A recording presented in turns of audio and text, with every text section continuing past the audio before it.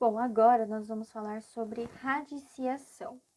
Radiciação de números relativos é a operação inversa da potenciação.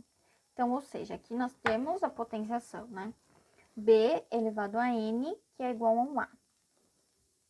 Então, fazendo a propriedade inversa, nós vamos ter a radiciação, que é a mesma coisa aqui.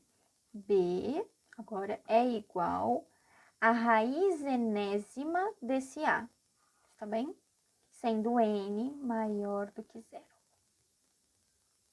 Então, dando os nomes, né? O que significa? O a é o nosso radicando, n é o índice da raiz e b é um número relativo, tá bem?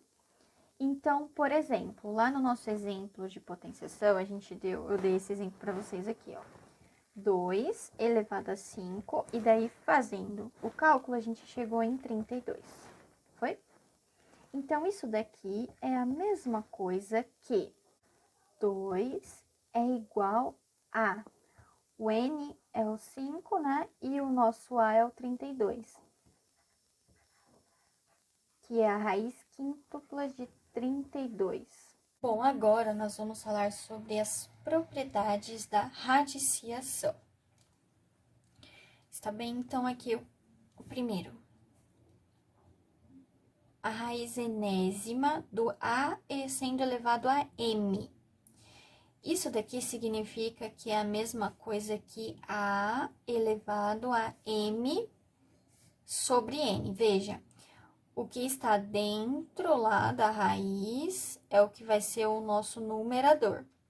E o que estiver fora da raiz, que é o n, que é o índice da nossa raiz, vai ser o nosso denominador. Está bem? Tentem praticar bastante isso, porque às vezes confunde, tá?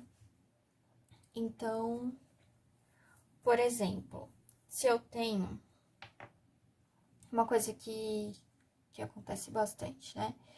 Quando eu tenho o número 2, sim. 2 está sendo elevado a 1, e aqui no índice eu tô colocando 2. Veja, isso daqui significa que é somente a raiz quadrada, tá? Quando tenho, aqui eu coloquei o 2, mas geralmente não aparece esse 2, não tem nada. Geralmente a raiz quadrada aparece assim pra gente, né? Às vezes até mesmo sem o 1, tipo, raiz de 2. Eu vou colocar 1 aqui porque é a mesma coisa, né? 2 elevado a 1 é ele mesmo. Aqui o índice, quando não aparece nada, significa que é 2, tá bem? Mas aqui no caso eu vou colocar 2 porque é o nosso primeiro contato, né? Então, só pra gente não esquecer. Então, aqui apareceu pra gente a raiz quadrada de 2, que isso daqui é a mesma coisa que raiz de 2. Como que eu vou reescrever? Eu posso reescrever este número, raiz de 2, de uma outra forma.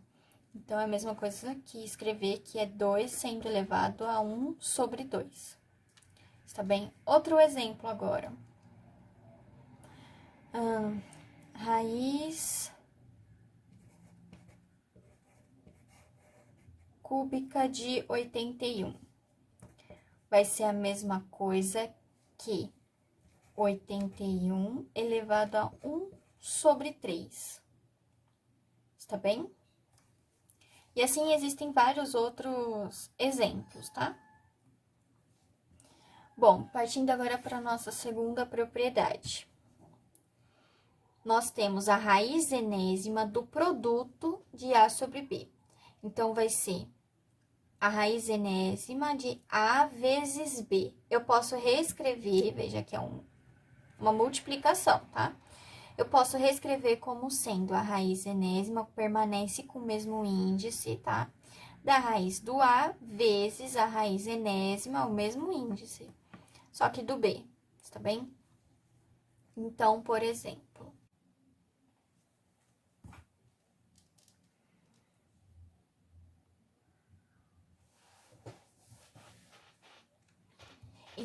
por exemplo, 8 vezes 27, só que eu quero a raiz cúbica dele.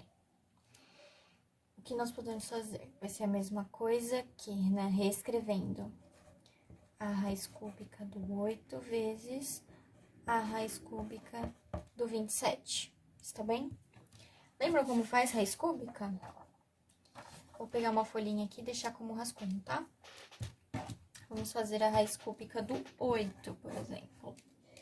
Para fazer raiz quadrada, a gente precisa fatorar o número, né? Então, vamos fatorar o número 8. 8 é um número par, então a gente começa pelo 2. 8 dividido por 2, 4. 4 dividido por 2, 4 dividido por 2, 2. 2 vai dar para dividir novamente por 2, 2 dividido por 2, 1.